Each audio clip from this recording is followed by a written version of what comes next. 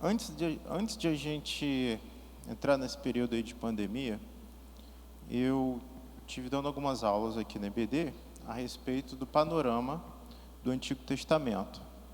Naquela ocasião, a gente caminhou até o início dos livros históricos, e hoje a gente vai dar sequência. E aí, o que eu vou fazer? Como já faz bastante tempo, quero começar dando uma recapituladinha, e aí a gente vai seguir para o livro do dia. Só guardar aí a configuração, que a gente já começa.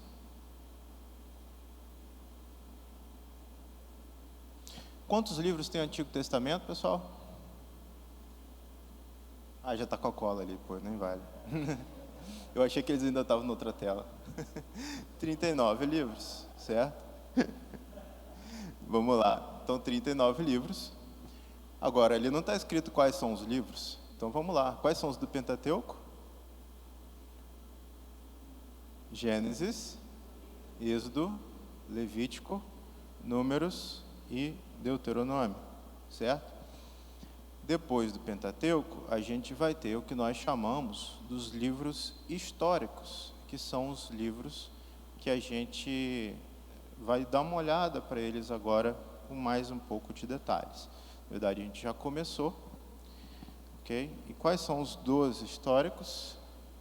Então, nós temos Josué, Juízes, Ruth, 1ª e 2ª Samuel, 1ª e 2ª Reis, 1ª e 2ª Crônicas, Esdras, Neemias e Esther. Então, esses são os 12 que compõem aí os chamados livros históricos. Mas, continuando aqui, a gente ainda tem também os poéticos. Quais são?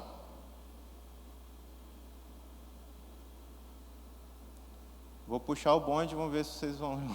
Jó, Salmos, Provérbios, Eclesiastes, Cantares. Isso aí. Então, a gente tem esses 5, ok? Que são os livros poéticos. E aí está mais para baixo ali, acabou ficando clarinho demais, mas temos mais 17 livros, que são os proféticos. É aí que o bicho pega mesmo, né? Vocês vão lembrar? E aí? Os profetas maiores. Um deles está aqui com a gente hoje. Isaías, Jeremias, Lamentações de Jeremias, né? Ezequiel, Daniel. Ok? E os profetas menores? Aí lascou, né? 12. Oséias, Joel, Amós, Obadias, Jonas, Miqueias, Naum, Abacuque, Sofonias, Ageu, Zacarias e Malaquias. Gente pra caramba. Vocês lembram por que se chamam maiores ou menores? Será que um é mais importante que o outro? Não. Né? Basicamente, pelo conteúdo, né? Pelo tamanho assim, das suas obras, dos seus livros. Tá? Então, eles são agrupados assim, profetas maiores e profetas menores. Então, assim a gente tem o Antigo Testamento. Vamos lá, gente. Livros históricos, então. A gente começou falando sobre Josué, ênfase na conquista da Terra Prometida. Nós passamos por Juízes e tivemos aqui extensas aulas, mas principalmente um período muito bom de pregações que o pastor Davi fez, né? Tanto fez no Josué, mas eu me lembro muito bem dessas de Juízes também, não é? E uma frase não sair da nossa cabeça, que cada um fazia o que achava bem aos seus próprios olhos, né? Uma situação realmente lamentável, uma espiral de declínio do povo escolhido do Senhor. E aí a gente tem Ruth, né? Aquela história tão bonita de redenção, no livro de Ruth. A gente tem 1º e 2º Samuel, né? Mostrando ali o início do período monárquico todas as tensões que isso envolveu. E a gente recentemente não, 2 anos e pouco atrás, a gente falou em 1ª e 2ª Reis. E hoje nós vamos então fazer o quê? A gente vai tentar recapitular um pouco de 1ª e 2ª Reis, mas nosso maior objetivo, na verdade, é nos atermos a 1ª e 2ª Crônicas. Vamos lá então. Os livros de Reis, eles vão dar uma ênfase muito grande no fato de que Deus é quem modela a história através da sua palavra, né? É Ele quem vai fazer isso. Então, no livro de Reis, a gente tem algumas considerações iniciais a fazer aqui. Primeiro, são 2 livros, mas originalmente era um livro só. Okay? Com o passar do tempo, com as traduções, na forma de arrumar lá o cano, acharam melhor dividir em 2 livros, pelo tamanho, pelo conteúdo, tá? Fica mais fácil localizar, tudo mais. Agora, originalmente eles eram um livro só. E contam a história de uma longa linhagem, né, de reis que vieram após Davi. E vão mostrar, basicamente, que nenhum desses reis foi capaz de cumprir, né, as promessas do trono. E aí, ao invés de estabelecer o reino de Deus sobre as nações, que era o grande objetivo, né, o que esses reis eles vão fazer? Eles vão acabar levando Israel para o fundo do poço. Então, assim, quando a gente para pensar que a gente veio de um contexto tão complicado, tão difícil lá de Juízes, e as coisas sempre parecem que vão, agora vai, e aí a coisa desanda de novo. Agora vai, desanda de novo. Então, assim, nós vamos perceber muito claramente, com o passar do tempo, que ninguém, absolutamente nenhum monarca, seria capaz de cumprir com o seu verdadeiro papel plenamente. E a gente vai entender melhor isso lá na frente. Então, vamos tentar recapitular mais um pouquinho agora sobre o livro de Reis. Deixa eu só abrir aqui meu material. O livro de Reis, ele continua de onde o livro de Samuel havia parado. E aí, Davi, o que ele fez? Ele unificou as tribos num reino só, né? Ele conseguiu fazer isso. Deus prometeu que da linhagem de Davi viria, sim, um rei messiânico. Um rei que haveria de estabelecer esse reino de Deus sobre as nações. Um rei que ia cumprir com as promessas que foram feitas ao patriarca. Quem? Lá atrás. Sai de tua terra, de tua parentela. Patriarca Abraão, não é? Então, ao invés de estabelecer esse reino, de fato, o que vai acontecer é fundo do poço. A história de Reis, ela vai começar e vai terminar em Jerusalém. E ela possui, assim, 5 movimentos principais. Ela vai iniciar lá no reino de Salomão e vai dar detalhes, um enfoque grande inicialmente na construção do templo. Essa seção que fala sobre a construção do templo, ela vai terminar como? Com a destruição de Jerusalém e com o exílio para a Babilônia. E a história ela vai, obviamente, se desenrolar bastante até chegar nesse ponto, até chegar nessa tragédia, né? E o que vai compor os 3 principais movimentos de Reis vai ser explicações. Primeiro, sobre como Israel se dividiu em 2 reinos rivais, isso está presente lá em Reis.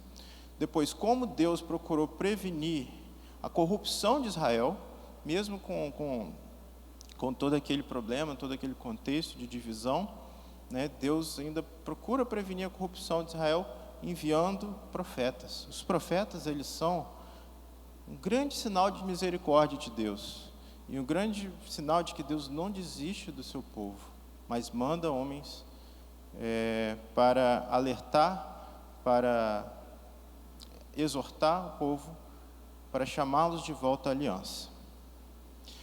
E o terceiro ponto é como o exílio tinha que acontecer. Era inevitável, né? Porque era uma consequência dos graves pecados daquele povo de Israel. Então, o livro, irmãos, começa com 2 capítulos sobre a passagem, né, de um reino de Davi. Àquela altura, Davi já era idoso e estava passando o bastão já para o seu filho Salomão. Só que aí nesse ponto da história, né, as palavras de Davi, elas são de certa forma jogadas ao vento. Por quê? O próprio Davi, junto com Salomão, né, eles vão conspirar para consolidar esse novo reino, só que eles não fazem da maneira que deveriam. Eles fazem através de uma série de assassinatos políticos. Eles vão tentando armar ali a situação para o reino. Começou bem, irmãos? Não foi um bom começo, né? Quais foram os melhores momentos de Salomão? E aí, se a gente for fazer um videotape aí, recapitulando aí quais são os melhores momentos da vida de Salomão, o que mais nos chama a atenção, assim, quando a gente fala a palavra Salomão? Talvez aí um homem sábio, não é isso? Um homem que pediu sabedoria ao Senhor para liderar Israel. E talvez também aquela questão da glória de Salomão, a glória do templo, os detalhes da construção daquilo tudo. Bom, os capítulos 5 e 6 lá de 1 Reis, o projeto do templo, ele vai ser detalhadamente colocado, né? A gente vai ver vários detalhes, várias especificações, mostrando que Deus é um Deus zeloso pelo culto, é um Deus que exige ser adorado como lhe convém, mas também é algo que nos lembra muito uma outra situação na Bíblia. Quem lembra? Onde mais tem assim muitas especificações de como as coisas deveriam ser feitas? Tabernáculo, não é isso? Lá no tabernáculo. E aí, gente, qual que é o sentido de falar-se de ouro, todo aquele ouro, aquele monte de joias, aquele monte de frutas, representação de anjos e tantas coisas mais? Se a gente parar para pensar, tudo isso é de certa forma um simbolismo que nos leva de volta lá para o Éden.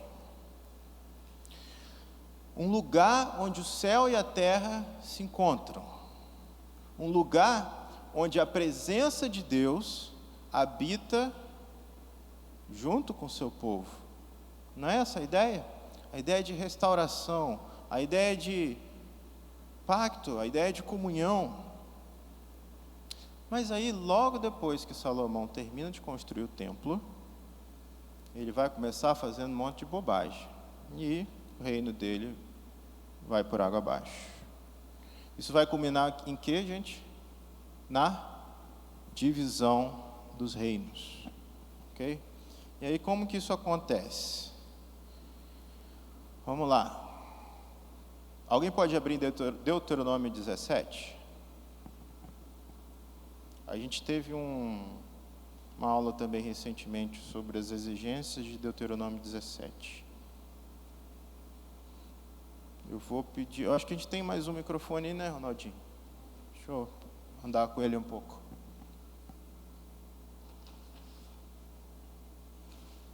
Eu deixei lá. Oi? Você deixou aqui mesmo? Vê se tem algum aí. A Mônica falou que deixou aqui. Ah, tá aqui.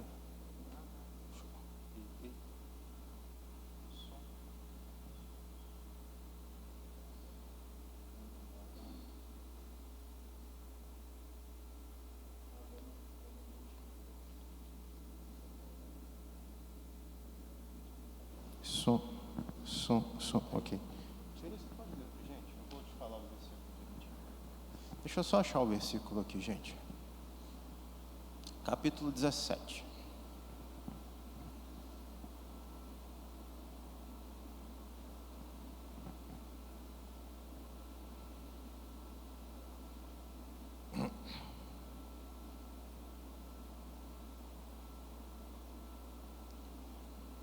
A partir do verso 14, Jeremias, por favor.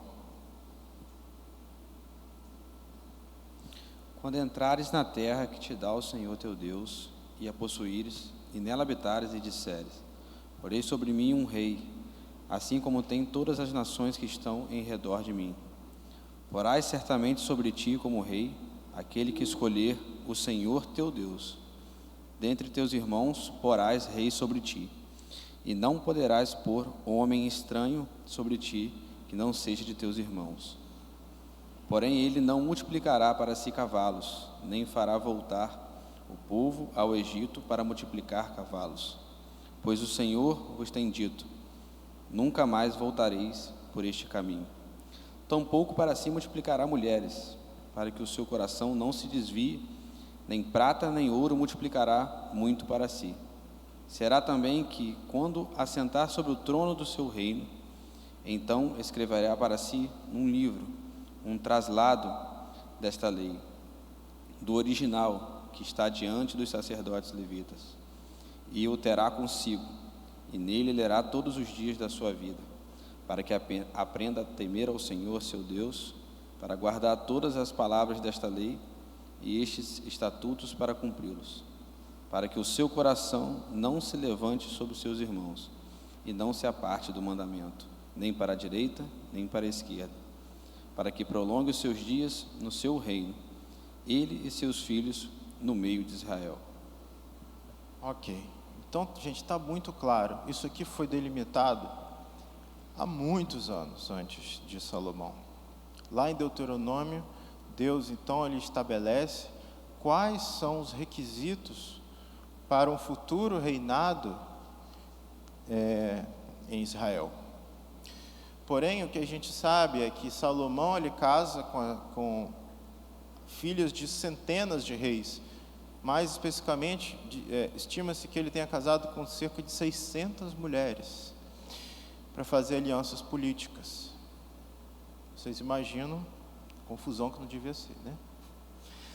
Gente, alianças políticas das mais diversas e que buscavam até poucos anos, poucos séculos atrás, né, isso era muito comum, talvez até os dias de hoje, em algumas famílias reais isso ainda tem certa relevância, de os casamentos serem realizados não por conta de identificação, por conta de amor, como a gente cita aqui, né, de forma geral, mas por conveniência, por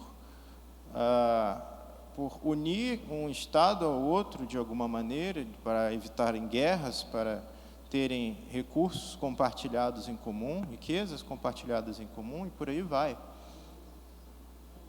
Alianças, exatamente, essa é a palavra, alianças, exatamente. Então, ele se casa com filhos de centenas de reis para fazer essas alianças políticas. Ele vai também adotar, olha só, gente, ele vai adotar os deuses desses outros povos, não é? E vai introduzir, inclusive, adoração a esses deuses de outros povos no meio de Israel.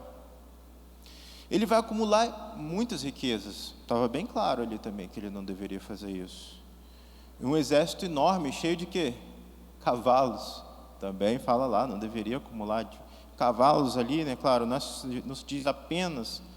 diz respeito apenas aos cavalos em si, mas o que eles representam em aspecto de poderio militar.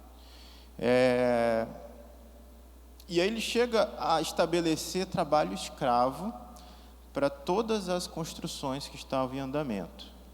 Então, gente, quais regras Salomão quebrou aqui? Todas. Todas as regras. Ele conseguiu quebrar. E aí, o que acontece? No final do seu reinado, a coisa ficou tão desfigurada já, que ele estava mais parecido com o faraó egípcio do que com seu pai Davi.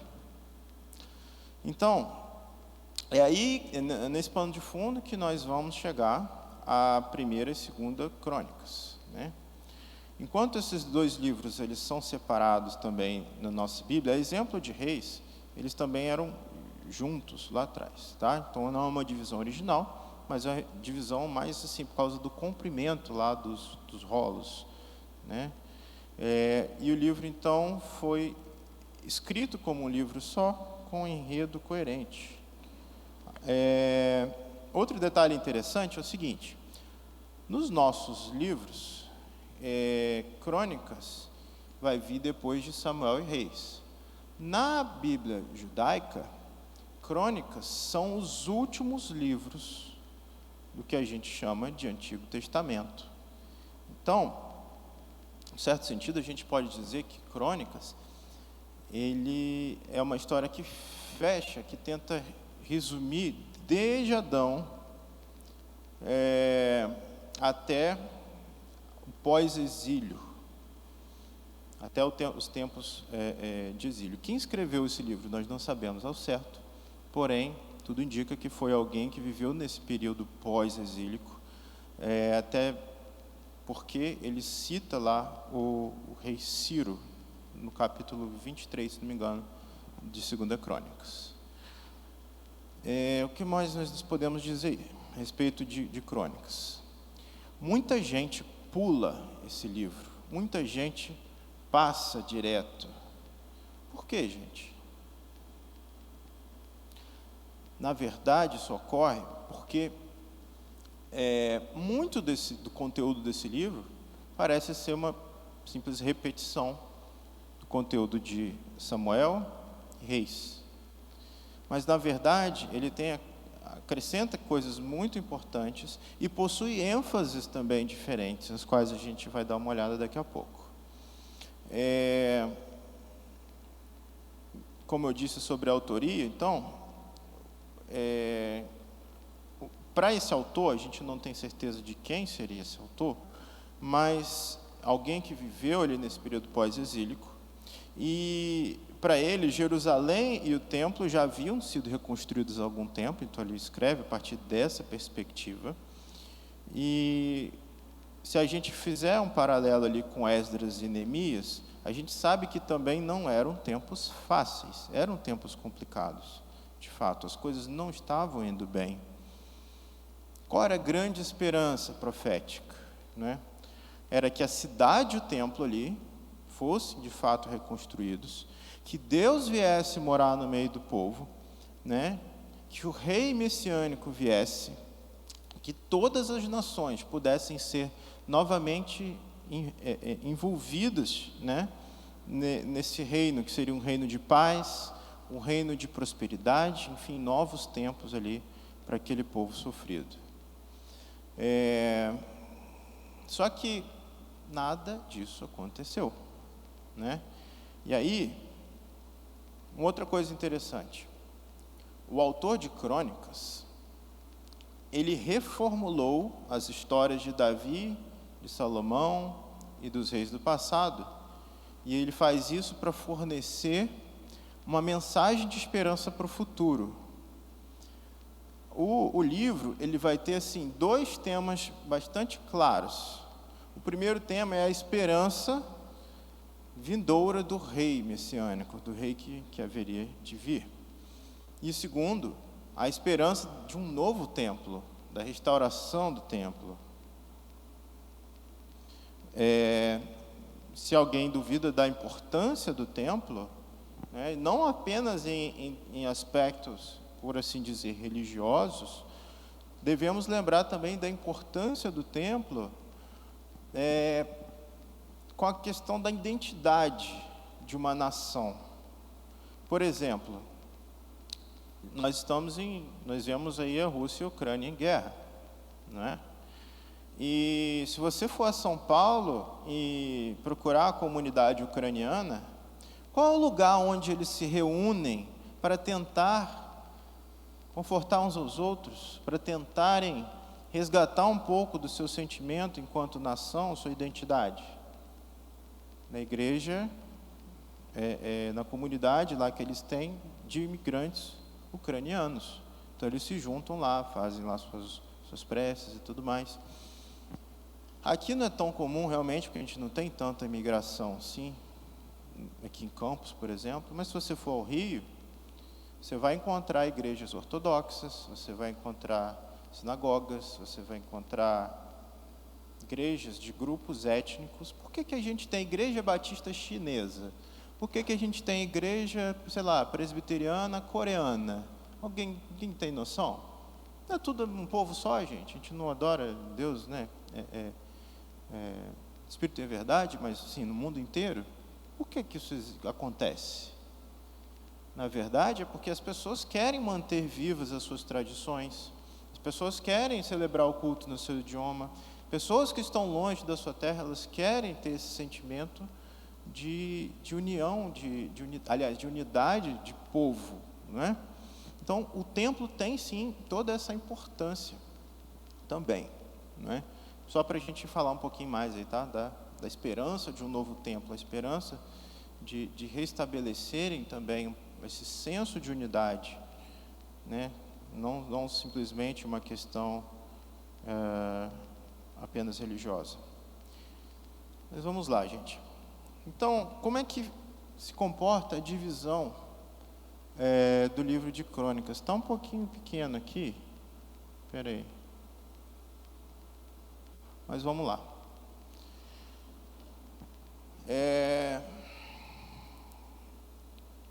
Primeira Crônicas, então, ela vai começar com 9 capítulos falando só sobre genealogia. Então, se você está... Opa, valeu, Arnaldinho, você é fera. Então, 9 capítulos só sobre genealogia, gente, é cansativo, convenhamos, né? Você vai lá, começou lendo o livro, daqui a pouco você já está cochilando. Por quê? Porque realmente é muita genealogia. Mas é uma coisa enfadonha? É uma coisa meramente maçante? Será que aquilo está ali só para cansar a gente? Não, né, gente? Não está. Na verdade, se a gente parar para prestar atenção por que aquilo está ali, a gente vai entender e vai ler com outros olhos. Crônicas vai traçar desde Adão até esse período em que o livro é escrito, justamente para traçar a linhagem de Judá que levou até o rei Davi, de onde essa promessa messiânica foi dada. Ou seja, o tema messiânico está presente desde aqui. Isso é uma coisa tão séria, é uma coisa tão importante, que o autor fez questão de traçar a linhagem lá do início até a descendência davídica. Então, a partir de Davi, que o autor vai traçar essa linha até os seus tempos, seus próprios tempos, até os tempos em que escreveu. E aí tem também uma outra linhagem familiar que é descrita, que é a linhagem do sacerdócio, dos descendentes de Arão, aqueles que serviram no templo. Há uma ênfase aos músicos, há uma ênfase àqueles que trabalhavam no templo. Então, desde o início, a gente consegue ver que esses são os 2 temas principais presentes. Não está escuro demais, não? Se alguém puder acender a luz lá, eu acho que ficaria melhor.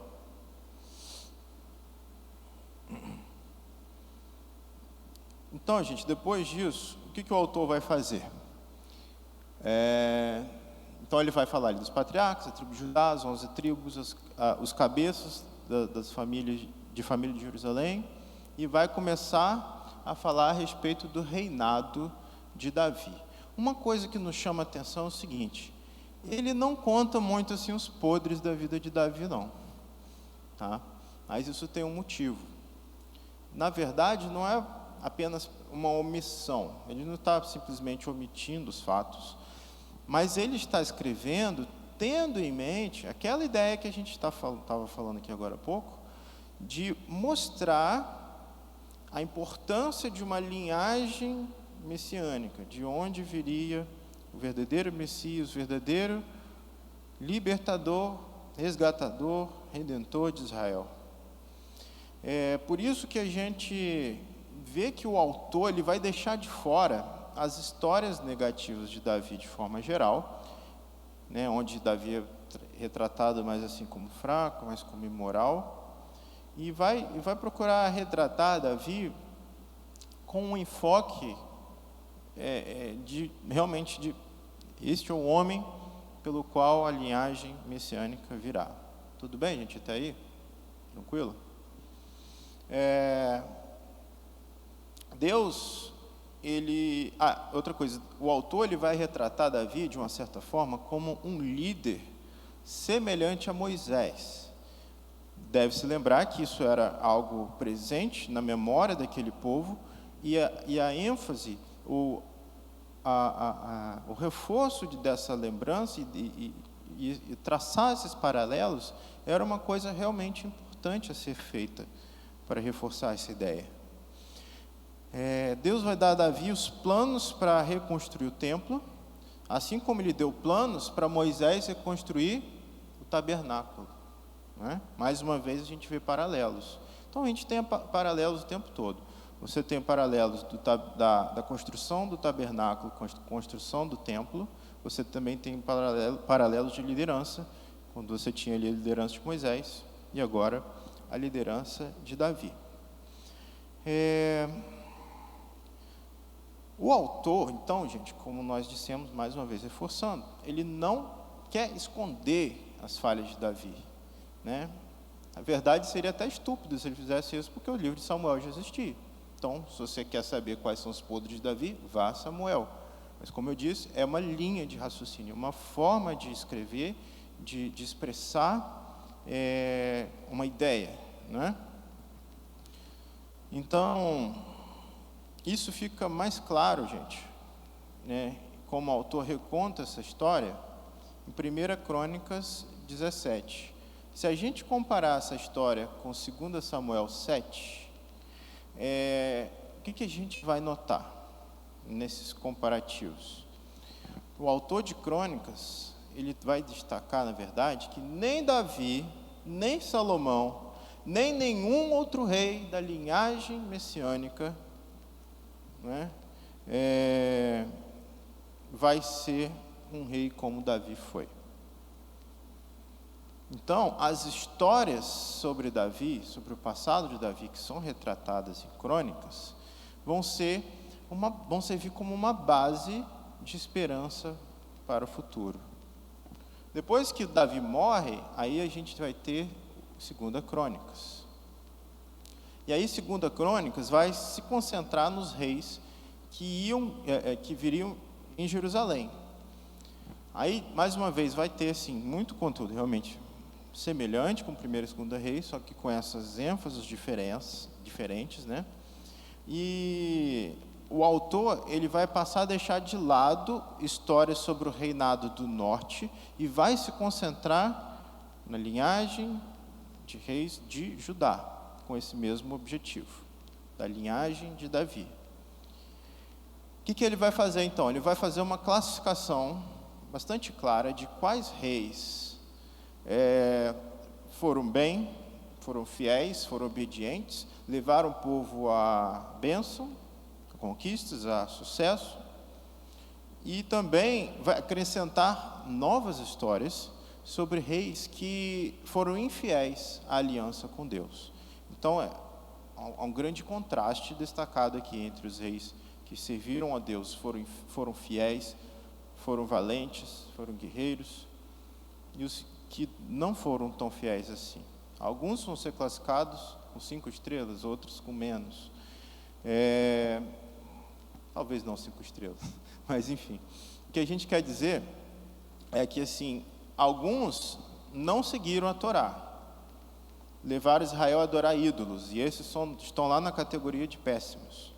Alguns outros já trouxeram elementos da Torá de volta para a centralidade da vida da comunidade, mas também não expulsaram, por exemplo, ou não abominaram como deveriam a idolatria em alguns outros locais.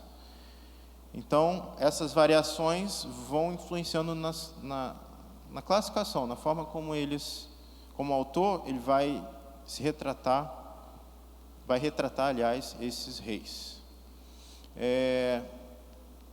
Então, toda essa próxima sessão, pode passar mais para lá um pouquinho, vai tratar, de certa forma, em fazer essa distinção. Agora, a conclusão do livro, gente, é um negócio bem único, bem curioso. Lá no final do livro, o rei persa, né, chamado Ciro, o famoso Ciro, ele vai dizer que os israelitas, eles podem voltar para casa. Sim, vocês estão autorizados, podem voltar do exílio, podem reconstruir a cidade, podem reconstruir o templo. E aí, na última linha do livro, ele vai falar assim, quem houver entre vós, de todo o seu povo, que o Senhor, seu Deus, seja com ele e suba. Mas ele termina o livro assim com uma frase meio incompleta, né? É um negócio meio estranho. E aí, é claro, o autor do livro, ele sabe sobre o primeiro retorno do exílio, ele sabe sobre as histórias de Esdras e Neemias, né? Mas me parece que ele faz isso de propósito, porque ele quer dar ênfase, ele quer mostrar que realmente isso aqui é uma história inacabada. Ele mostra que a esperança do autor está em mais um retorno do exílio, quando o Messias finalmente ele virá para reconstruir de fato o templo, né, para restaurar de fato o povo de Deus. E aí, então, a gente pode dizer que o livro de Crônicas, ele olha para trás, mas ele termina apontando para frente, né? Esse é o ponto. Ele chama o povo de Deus a olhar para trás, para olhar para frente. E não é assim com a gente também, né? Muitas vezes a gente precisa parar, considerar as coisas que Deus fez, o que deu certo, o que não deu certo, onde nós precisamos melhorar, para aí sim a gente poder olhar para frente. E Crônicas não está como ali o último livro da Bíblia judaica à toa, mas sim como um final inacabado, como algo que aponta para a importância ou para a necessidade, né, de um final verdadeiro, de um final feliz, né? Então, irmãos, fica evidente a total necessidade de um verdadeiro Messias, de um rei messiânico que haveria de vir, né, e por fim libertar o povo escolhido de Deus, aquele povo que tanto ansiava por verdadeira libertação e sempre que parecia estar chegando perto, escapava por entre os dedos, porque estava na mão de pessoas imperfeitas, pessoas incapazes. E ao longo de toda a narrativa bíblica nós vemos isso, tentativas sem sucesso, homens que são levantados, alguns fazem até coisas boas, outros nem tanto, mas sem o verdadeiro Messias, as coisas sempre tendem ao declínio, sempre tendem à ruína. Isso destaca, irmãos, a verdadeira necessidade de um Salvador, de um Redentor, de um verdadeiro Messias que haveria de vir. E nós sabemos muito bem quem é. Pode voltar para a tela normal? Então, resumindo aqui algumas coisas que a gente aprende com Crônicas.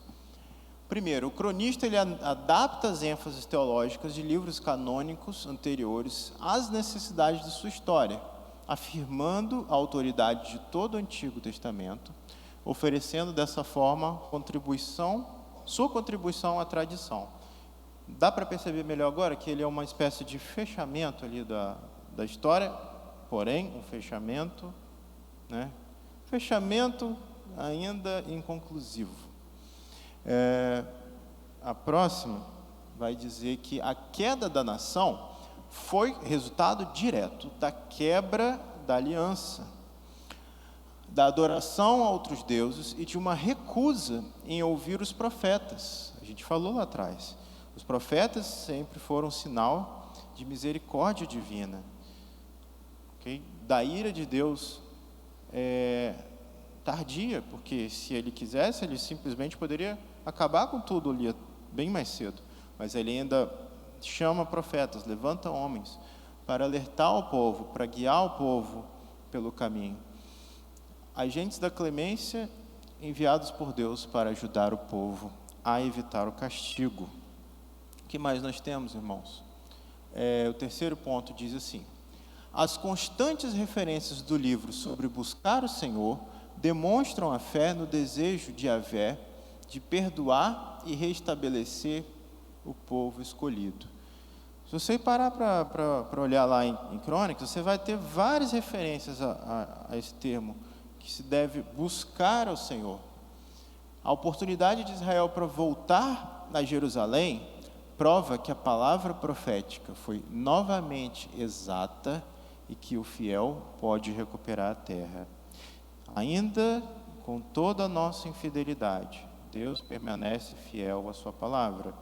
Pode ser gente ruim que for, pode ser a gente mesmo, mas Deus, Ele permanece fiel, Ele não volta atrás, Ele promete e cumpre, apesar de nós mesmos. 4. O Senhor sempre oferece misericórdia antes de enviar o castigo, e o castigo é adiado o máximo possível. E isso é um alerta para a gente. Quantas coisas a gente tem feito e parece que as coisas vão permanecer impunes. Será que não é Deus apenas adiando o seu castigo? Será que não é um tempo que a gente tem para parar e refletir a respeito de Deus está me dando novas oportunidades, eu não devo desperdiçá-las? Deus está me dando alertas, e o que eu estou fazendo com eles?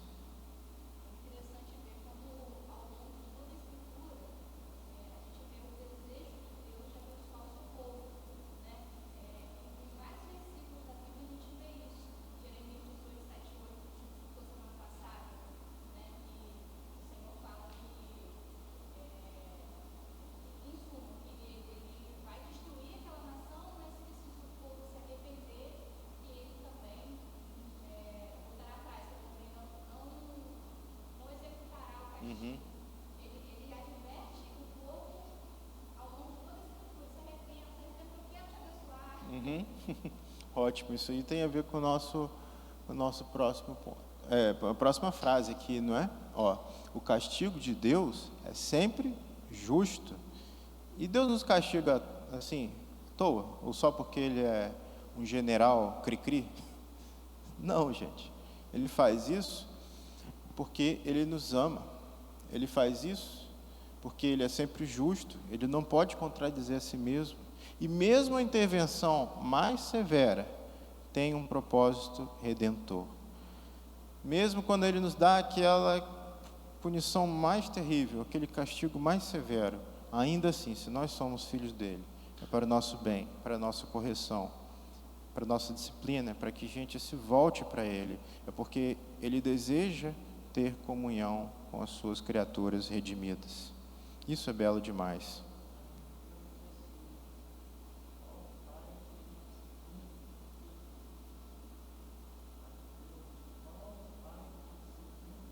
Qual o pai que não disciplina o filho? Isso é um exemplo maravilhoso, né? Ele diz, né, se não me engano, em uma das cartas do Apocalipse, eu repreendo a todos quanto amo, né? 5. Até que se busque o Senhor, é improvável obedecer ao Senhor. Portanto, o remanescente mantém a adoração no centro de sua existência. O povo remanescente aceita a visão de Deus sobre o passado, o presente e o futuro. Eles colocam em prática os objetivos de Yahvé, de ensinar ao mundo que não há outro Deus, exceto o Senhor. Gente, diante de um Deus que nos tira da miséria, que nos busca lá do fundo das nossas iniquidades, de um povo rebelde, um povo mau, um povo que insiste em fazer o contrário do que Ele nos diz. E ao sermos alvo, ao sermos objeto deste amor e sermos preservados ainda assim por este Deus, não há outra resposta possível a não ser o que está escrito ali, aceitar a visão de Deus sobre o passado, o presente e o futuro, reconhecermos a Deus como nosso verdadeiro Senhor e Salvador e colocar em prática esses objetivos que Ele tem para o seu povo, de ensinar ao mundo que não existe outro Deus a não ser Ele mesmo. Essa deve ser a nossa resposta. Esse deve ser o nosso lema. Deve ser para isso que a gente precisa viver. E se a gente não está fazendo dessa maneira, se a gente não está agindo assim, que Deus sonde nossos corações para que nós possamos recuperar, né, esse senso de quais são as nossas prioridades. E, por fim, nenhuma divindade, além de Yahvé, possui capacidade para criar e sustentar, pois Ele é o Criador. O que significa que todos os outros supostos deuses são ídolos. A aliança de Israel com Deus, única entre as nações, e a graça futura dependem da perseverança de que o princípio monoteísta é verdadeiro e inegociável. Não terás outros deuses além de mim. Também devemos, irmãos, examinar o nosso coração para saber se nós estamos sendo idólatras, se nós estamos nos dobrando diante das demandas deste mundo, como Salomão fez, e passou a fazer alianças profanas, não autorizadas por Deus, e pior, com isso passou a se dobrar a diversos ídolos. Será que a gente tem feito o mesmo?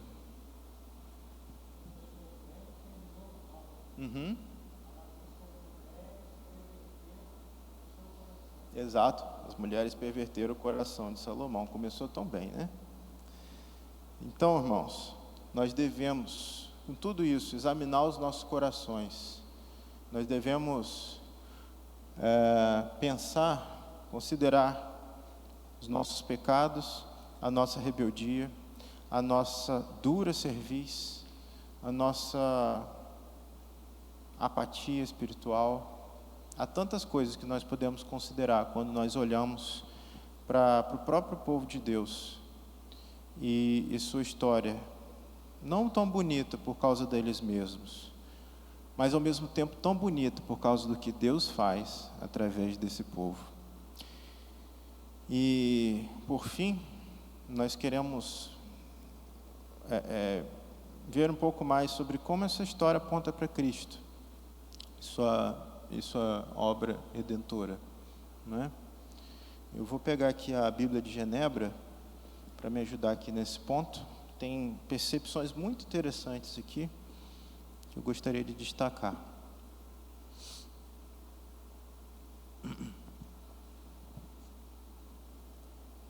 Então aqui diz o seguinte: Cristo em Crônicas. Ao se concentrar no seu interesse pelo povo de Deus, pelo rei e pelo templo, bem como pela bênção e pelo julgamento divinos, o cronista redigiu a história visando estimular a esperança de Israel na vinda do Messias. Seu foco imediato é a restauração da comunidade pós-exílio, mas o Novo Testamento revela que o ideal do reino restaurado, expressado pelo cronista, se cumpriu em Cristo.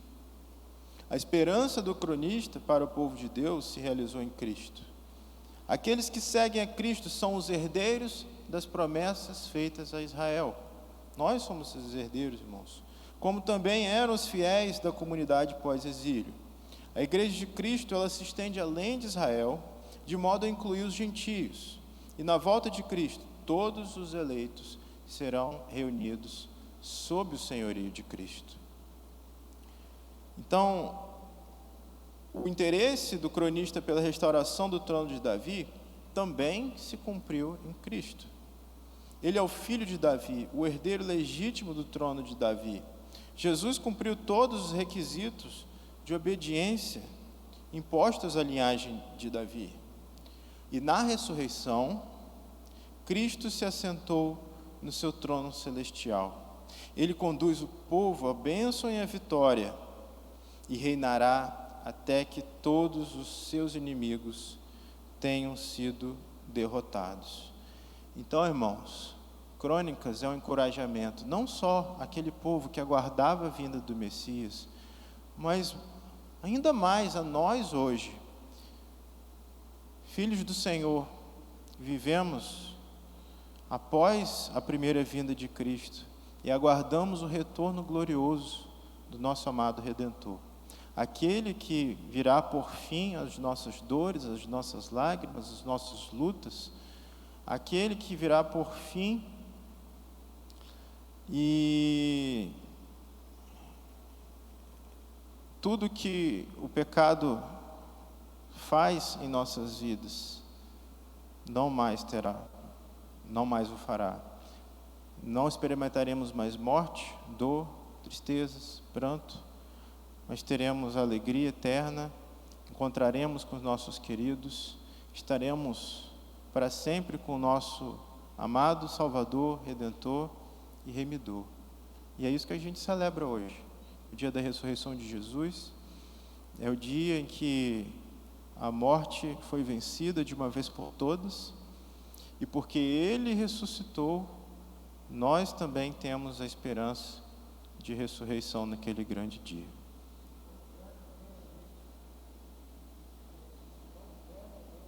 Ressuscitou verdadeiramente, exato. Então nós devemos ser, concluo dizendo que nós devemos ser sempre gratos a esse Deus que nunca desistiu de nós, que tem um plano eterno de resgate das nossas vidas tão quebradas, mas que Ele pega e faz novos contornos. Ele pega cacos quebrados e faz de nós obras de arte para a honra e glória do tapeceiro. Que a gente tenha isso em mente nesse dia de hoje, celebrarmos a ressurreição de Cristo, ao nos lembrarmos dos seus poderosos feitos, nos lembrarmos de quão miseráveis nós somos e de quão bondoso, gracioso, misericordioso Ele é. Vamos agradecer ao Senhor. Dona Eli, a senhora pode fazer uma oração de ações de graça?